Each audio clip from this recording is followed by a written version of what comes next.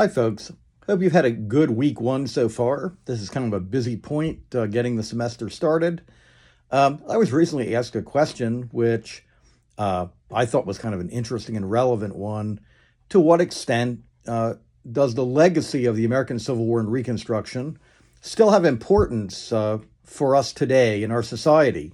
Um, um, to what extent do you really need to know about the American Civil War to sort of decode or to understand um, the debates and the kind of the cultural currents in the world that we live in today? And I would say, first of all, that for students of U.S. history, uh, if you omit the Civil War, then really you're not going to be able to interpret much about American development prior to the 1860s, and you're also not going to be able to understand what's going on in the decades that follow all the way into the 20th century and arguably even today.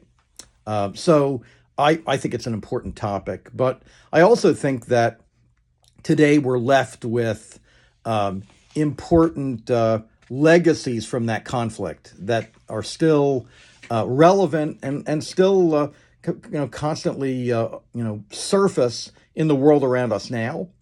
In terms of issues, you can make an argument that we're still wrestling with the kind of the central theme uh, of the question of equality for all Americans and what that looks like. There's the fundamental question about the appropriate power of the federal government. The Civil War, in large part, um, settles the issue of states' rights, states' authority versus the primacy of the federal government. But you know, local power versus national power is still very much debated today. Um, how do we deal with differing cultural values within our country and regional differences, regional identity? When I grew up, I moved around quite a bit, and so I found myself for much of my childhood basically as someone with northern roots living in states like Louisiana and Arkansas. And I remember the Civil War, or sort of regional identity and perhaps some bitterness left over from the Civil War, is still very obvious. And that made it a topic that I did not bring up very much, being kind of on the wrong side. But images and symbolism left over from the Civil War are still with us. In the county that I lived in when I was in grade school, there was the statue of a Confederate soldier in front of the courthouse. And that was true across much of the South. Some of those statues have now been removed, but we've had a kind of a simmering national debate over images left over from the Confederacy and whether they're appropriate today, what they stand for today. And I think I fall personally somewhere right in the middle of that. I think that if there's no local direct historical link with the monument or statue, and people find it offensive in that location, then I favor moving it to some other location, maybe not destroying it, but putting it in a military park or a cemetery or some other appropriate place where it's not going to bother people.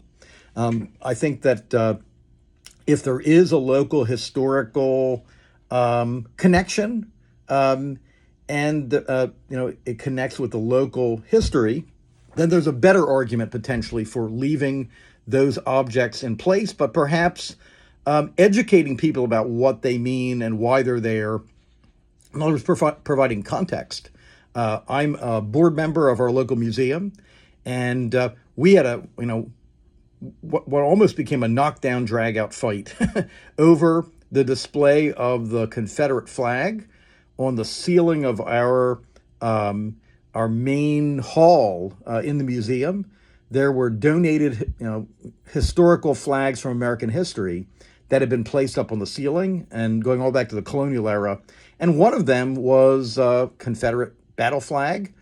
And visitors to the museum not a lot, but some objected to that image or that symbol. They didn't like it, and it made them feel unwelcome. And so my argument was, we don't have to like throw that in the trash, but maybe remove it from its current location, build or create an exhibit that relates to Civil War conflict that occurred right in our area, which currently the museum lacks.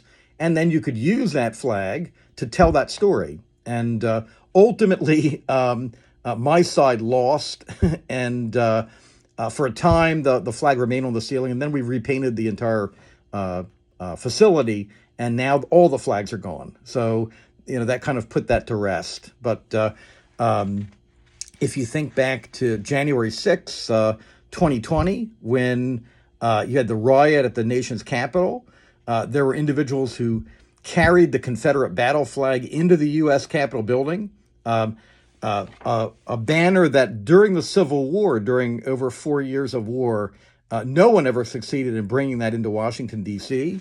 And so all of those things, I think, show the relevance and the continued power of the Civil War over people today.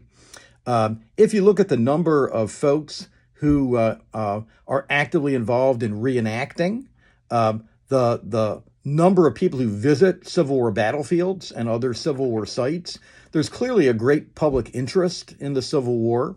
So I don't expect as a topic that this is going to lose its relevance. I think also the Civil War is a powerful lesson to all of us today in kind of a polarized point in American history about the importance of listening and kind of overcoming our partisan tendencies to shut down and not hear what the other side has to say. That's certainly what occurred to the generation that ended up fighting the Civil War and paying the cost for that kind of behavior.